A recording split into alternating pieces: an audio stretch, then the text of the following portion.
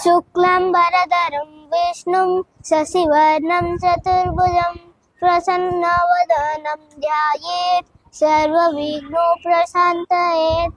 I meditate upon Vinayaka, who wears pure white clothes, pervading the entire universe. Effulgent like the moon having 4 hands, cheerful face to remove all my obstacles.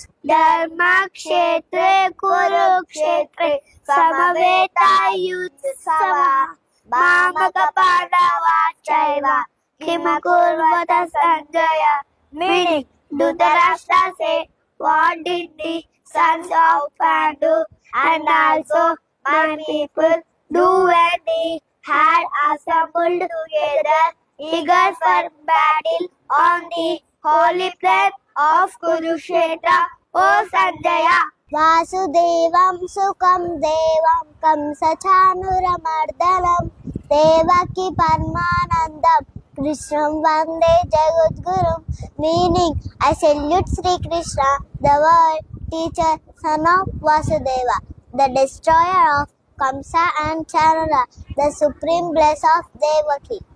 Ata chetvaimam dharmyam sangramam na karishyasi tatasvadharmam kirtincha hitva papam avapyasasi.